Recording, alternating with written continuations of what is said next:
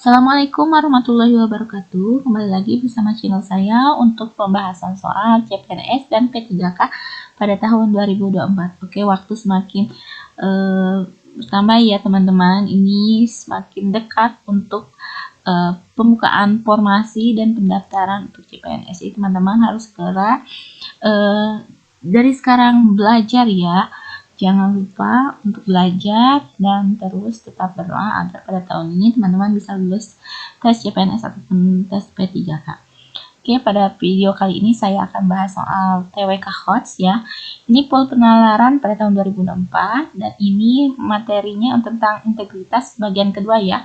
Jadi akan melanjutkan pembahasan soal video sebelumnya gitu ya.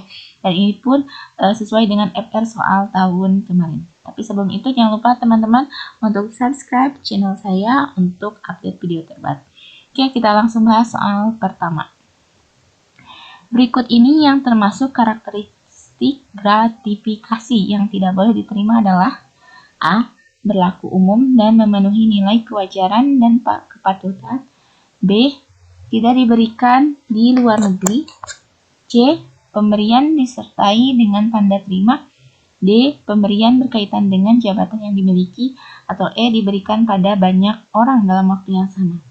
Oke, gratifikasi yang dilarang itu ya, yang memenuhi kriteria berikut. Yang pertama, gratifikasi yang diterima berhubungan dengan jabatan. Oke, di sini ada yang berhubungan dengan jabatan tadi. Pemberian berkaitan dengan jabatan ya. Oke, ini langsung kelihatan jawabannya berarti ya, yang D berarti ya. Oke. Terus yang kedua ya teman-teman, bahwa gratifikasi itu yang dilarang adalah penerimaan tersebut dilarang oleh peraturan yang berlaku, bertentangan dengan kode etik, memiliki konflik kepentingan atau merupakan penerimaan yang tidak patut atau tidak wajar. Adapun nih gratifikasi yang boleh diterima ya teman-teman, jadi ada yang boleh diterima, memiliki karakteristik yang pertama berlaku umum, yaitu kondisi pemberian yang diberlakukan sama halnya dalam hal jenis, bentuk, persyaratan ataupun nilai untuk semua peserta dan memenuhi prinsip kewajaran atau kepatutan. Nah, itu ya berlaku umum, berarti yang A itu boleh. Kemudian yang kedua, tidak bertentangan dengan peraturan perundang-undangan yang berlaku ya. Kemudian yang ketiga, dipandang sebagai wujud ekspresi keramah tamahan, penghormatan dalam hubungan sosial antar sesama dalam batasan nilai yang wajar. Oke. Kemudian yang keempat, merupakan bentuk pemberian yang berada dalam ranah adat istiadat, kemudian kebiasaan dan norma yang hidup di masyarakat dalam batasan nilai yang wajar. Oke, itu yang boleh diterima. Ini yang tidak boleh berarti yang D ya, pemberian berkaitan dengan jabatan yang dimiliki. Oke, pertanyaan selanjutnya, integritas publik perlu dimiliki oleh setiap ASN sehingga terhindar dari konflik kepentingan dan korupsi. Sikap ini akan tercermin dalam titik-titik. A. Kemampuannya untuk memecahkan persoalan ekonomi dalam instansi. B. Gaya hidup yang sederhana dan tidak berlebihan. C. Sikap ramah dan transparansi menjalankan pelayanan publik. D. Sikap yang senantiasa memperjuangkan kepentingan instansi. Atau E. Kemampuan untuk tetap berpegang teguh pada norma agama dan etika. Oke, ini untuk integritas publik seorang ASN ya teman-teman.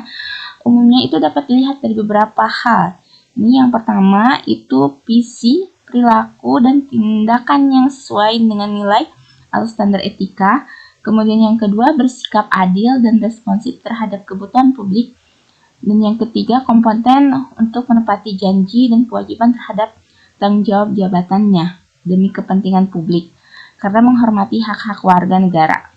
Oke, jadi integritas publik akan dapat mencegah seorang pejabat publik dari konflik kepentingan dan korupsi. Oke, integritas publik dapat ditunjukkan dalam kemampuan untuk memecahkan dilema-dilema moral dan tercermin dalam kesederhanaan hidup. Nah, ini berarti jawaban yang tepat itu adalah yang B. Jadi gaya hidup yang sederhana dan tidak berlebihan ya. Tadi karena ini memecahkan dilema moral dan tercermin dalam kesederhanaan ya. Nih, kesederhanaan gaya hidup yang sederhana. Berarti jawabannya adalah yang B. Oke, itu akan mencegah untuk korupsi ya, terjadinya korupsi kalau gaya hidup yang sederhana dan tidak berlebihan. Pertanyaan selanjutnya, dari model perubahan sikap dan perilaku di bawah ini, manakah yang memiliki tingkat permanensi perubahan tingkat integritas yang lebih tinggi? A. Kesediaan seseorang untuk menerima pengaruh dari orang lain untuk berintegritas. B. Berintegritas dikarenakan integritas sesuai dengan apa yang ia percayai dan sesuai dengan sistem nilai yang dianutnya. C. Meniru integritas seseorang atau sekelompok orang sebagai bentuk hubungan yang menyenangkan. D. Bersedia berintegritas sebagai cara untuk memperoleh reaksi positif seperti pujian, dukungan, dan simpati. Atau E. Berlaku integritas sebagai bagian dari kepatuhan terhadap kode etik dan kode perilaku dalam berorganisasi. Oke, ini model ya. Model perubahan sikap dan perilaku yang disajikan. Ini ada pada pilihan jawaban itu pernyataan yang memiliki tingkat permanensi perubahan tingkat integritas yang lebih tinggi itu adalah berintegritas dikarenakan integritas itu sesuai dengan apa yang ia percayai dan sesuai dengan sistem nilai yang dianutnya. Berarti jawabannya itu adalah yang B ya. Ini sesuai dengan tingkat permanensi perubahan tingkat integritas yang lebih tinggi. Itu berintegritas dikarenakan integritas sesuai dengan apa yang ia percayai dan sesuai dengan sistem yang dianutnya. Jadi jawabannya yang B ya teman-teman. Oke, pertanyaan selanjutnya.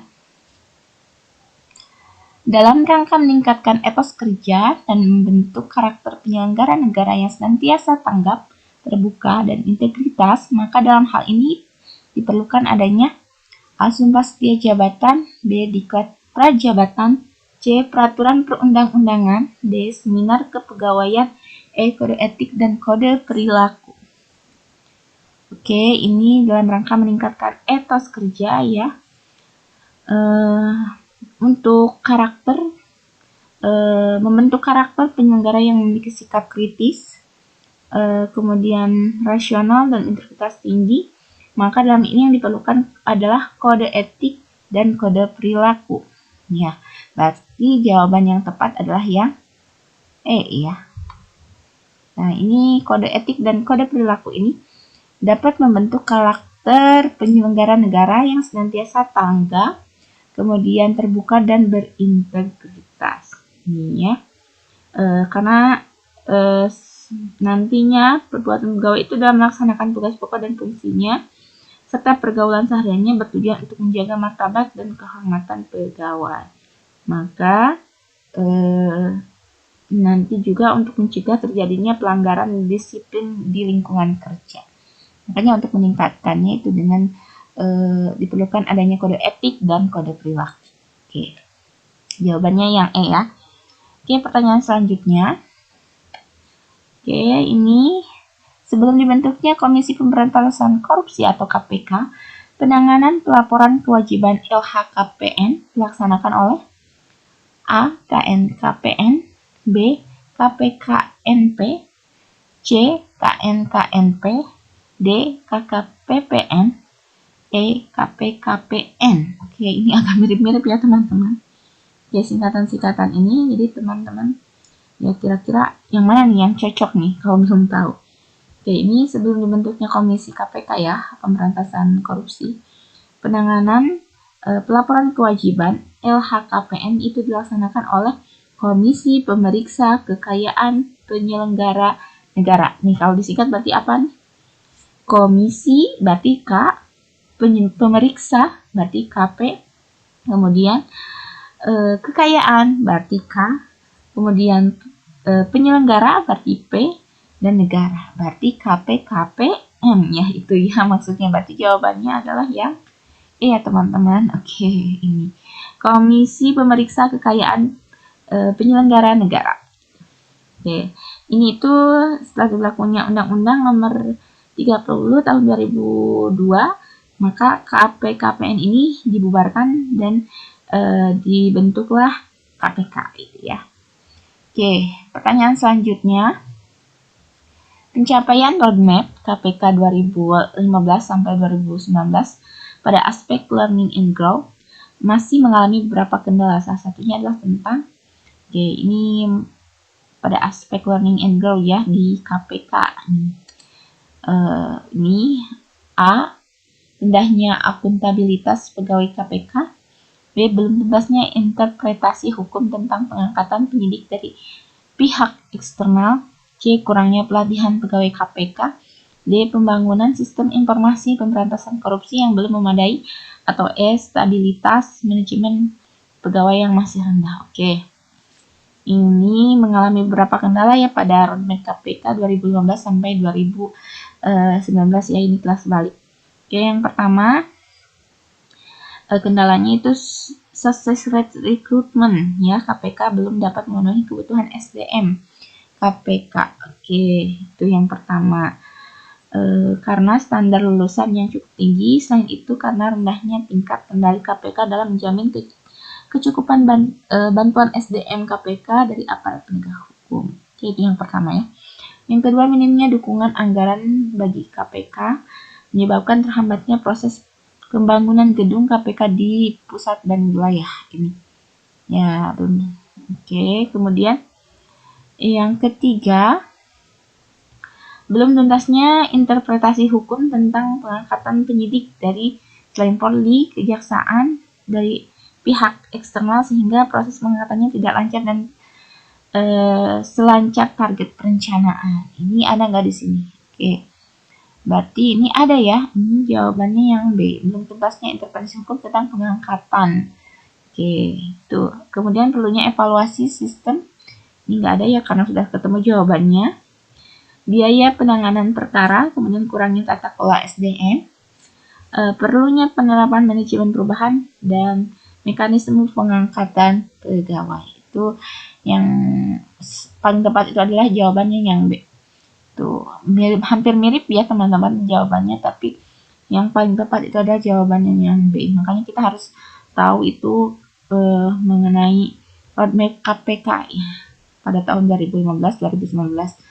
Mungkin teman-teman pernah baca berita atau apa gitu, makanya pengetahuan umum pun mengenai KPK itu harus kita kuasai ya teman-teman. Oke, itu untuk pembahasan soal pada video kali ini. Mudah-mudahan bermanfaat. Dan jangan lupa untuk subscribe untuk update video selanjutnya. Mudah-mudahan teman-teman yang menonton video ini dan membagikan video ini, teman-teman bisa lolos CPNS pada tahun ini ataupun lolos P3K pada tahun ini. Oke, terima kasih sudah menonton video kali ini. Sampai jumpa di video selanjutnya. Wassalamualaikum warahmatullahi wabarakatuh.